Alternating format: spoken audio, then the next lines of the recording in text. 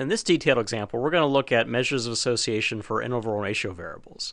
And so we're going to look at correlation, covariance, and scatter diagrams. And we're going to use the random sample of 20 cases from the 2012 General Social Survey.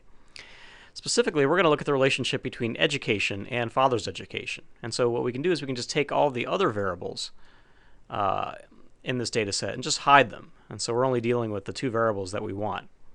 Now, we're going to start by creating a scatter diagram of the relationship between father's education as an independent variable and response education as a dependent variable. And so in order to do that, we first have to change the order of these variables around a little bit. And so we're going to put education second and father's education first. That way Excel will know to use father's education as our independent variable and response education as our dependent variable. Okay, so if we select these two variables and we go up to the ribbon here and hit Insert, and then in the chart area hit Scatter Diagram, we can choose the scatter with only marks. And notice that Excel creates a scatter diagram in which the father's education is the independent variable and the response education is the dependent variable. And then it has some resulting points plotted on their values for father's education against their values for response education. Now, what if we wanted to know where these dots are coming from on the plot? Well, we could just click the series, and then if we right-click it, one of the options is to add data labels. And we can actually format these data labels so they include both an X value and a Y value. And so we'll click Close, and you can see that all of these are labeled according to their value on father's education and response education. So for example, this case has a value of 6 on father's education and a value of 10 on response education. And so that's probably this case. And so we can see that each of these cases is labeled according to their value on father's education and response education. Of course, we don't need to see these numbers, so we can just delete them when we make our final chart. We also don't need this legend, so we can just highlight the legend and basically delete it. Okay, so that's gone. But we can do a few things to make our graph look a little bit better so that people know what information we're presenting. So for one thing, where it says education here, we can change this to have some kind of informative title. So we can call this Figure 1 Scatter Plot of Education by Father's Education. And if we wanted to, we can kind of move that around. We can center it better.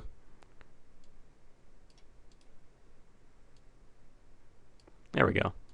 Now what we need to do is add some scale axes, and we also need to add our source information. So if we go up here again to the ribbon, and we go to Insert, one of the options that we can insert is this text box.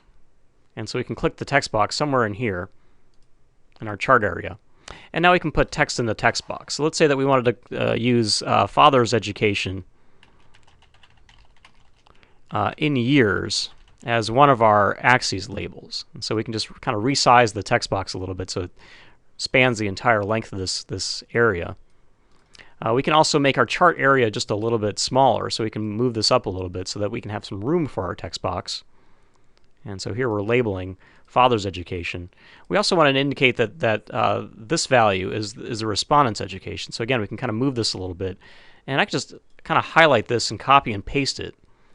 So I can just edit this directly instead of rewriting it. So I'm going to call this education in years. And I can resize this a little bit. And then right in this little green thing, I can rotate the scale axis and put it right here where it needs to be so that everybody knows that I'm graphing father's education in years against education in years. So the final thing that I need is some kind of source information. So again, if I kind of pick one of my text boxes and copy and paste it, I can edit it. And so let's just write here source GSS 2012, and we have a sample of 20 cases in this case. And so we can resize this just a little bit. And we have a pretty good looking scatter plot. So now let's look at the pattern and figure out what's going on between the relationship between father's education and response education. Well, it looks like as we increase values of father's education, we're also increasing response education. And therefore, we can probably safely assume that there's a positive association here. High values on one variable are going with high values of the other, and vice versa. And it looks like the values are pretty close together. And so we can assume that there's probably a pretty close correlation here. We don't have a very diffuse spread out pattern. And so basically there looks to be like a sort of moderate to strong positive association between father's education and response education. But in the next parts of this detailed example, we're going to have to look at some more formal measures like covariance and correlation to figure out exactly how strong that relationship is. Advancing this detailed example forward a little bit, we can now calculate some formal measures of association for these two variables, including the covariance and the correlation. And so let's start by just calling our dependent variable, in this case, y, and calling our independent variable x. We need to have two more statistics in order to calculate the covariance. We need the mean of both the independent and the dependent variable. So let's calculate those down here. And so we first need our x bar value. And so if I just use that acute sign or push sign, and I change that into a symbol font, I'll get my x bar symbol down here. And then I can do the same thing with my mean of y. I just have to change the value of x to y, and I've got y bar down here. Now I can use some built-in Excel functions to actually get the average of these values. And so Excel has a built-in average function. I just have to tell it which numbers to average. And so I'm going to average these numbers, the values of father's education, to get the average of my independent variable. And I can do the same thing to get the average of my dependent variable. I just take these values and I average them. So I can see that the average education for fathers is a little bit lower than that of respondents. Fathers have about 12.7 years of education on average, whereas respondents have 14.1 years of education on average. Okay, so the next step in calculating the covariance basically is to take the deviation from the mean for both variables. So I'm going to put in a space between these two values, because in this cell I'm actually going to calculate the deviations from the mean for my independent variable, and in this series of cells I'm going to calculate the deviations from the mean for my dependent variable. And so this column is going to be basically equal to x minus x bar, and we can just kind of center that. And then I'm going to take my push or acute sign, and I'm going to make that a symbol font. And then we have x minus x bar. And so likewise, what we'll have here is y minus y bar. And so we'll just change these x's to y's. Oops. And we don't want the font to be different, so we'll change the font back to the default. There we go.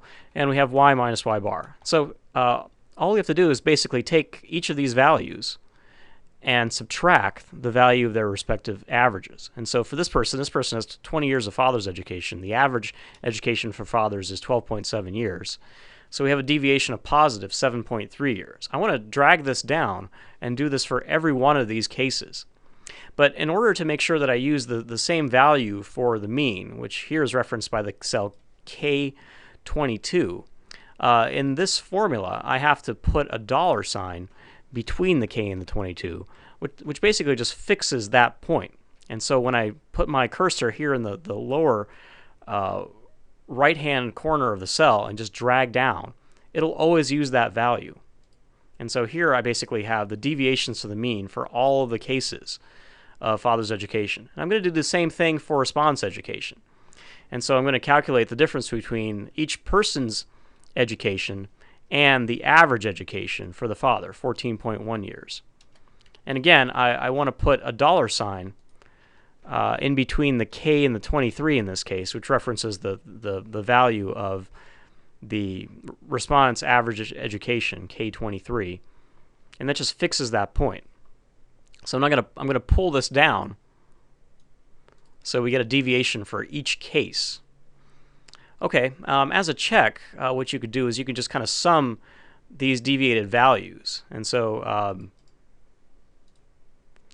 if you take the sum of these values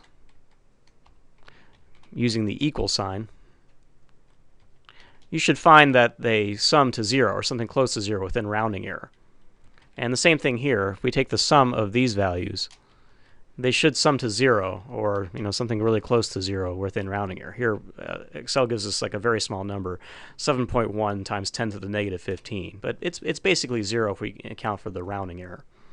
Okay, now that we've done this, what we want to do is we want to take the values in this column and multiply them by the values in this column for each individual case. And so we're going to get the cross products of the deviations from the mean for both the two variables. And so we're going to have these values multiplied by these values.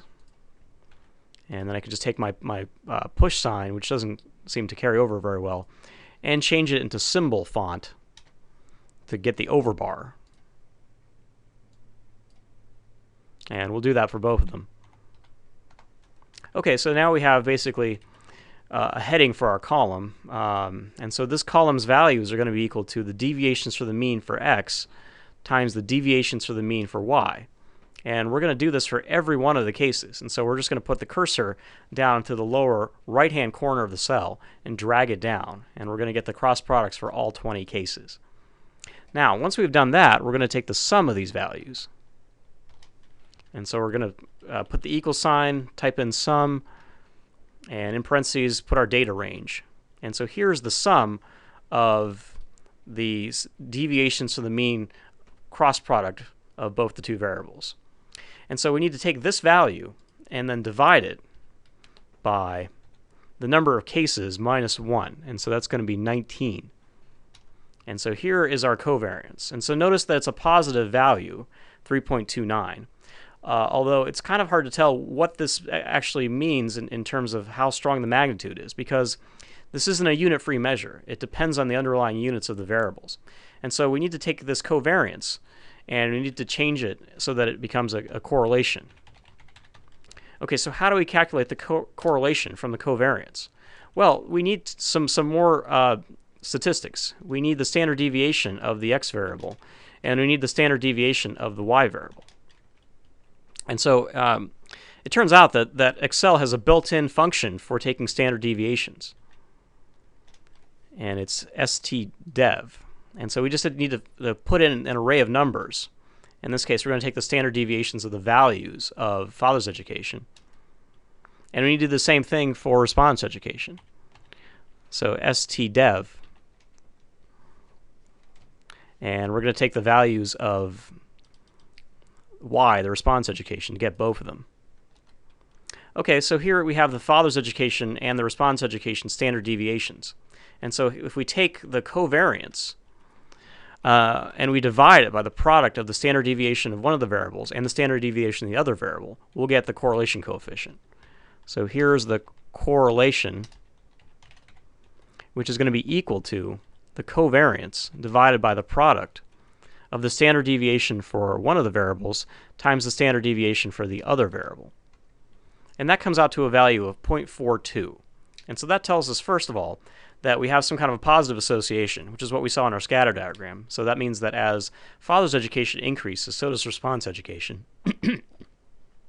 And the correlation coefficient ranges from a value of -1 to 1. Now, this is closer in absolute value to 0 than it is to 1, but it's actually kind of in the middle. So I would say that this is a moderate linear association. So this is a moderate linear positive association. And so that means that as father's education increases, so does response education. And you can see that this is like a fairly strong relationship. It's not on the very strong end, but it's somewhere in the middle. And so remember, when we looked at our scatter diagram, we didn't see like a diffuse pattern. We saw that the values of father's education and response education kind of went together.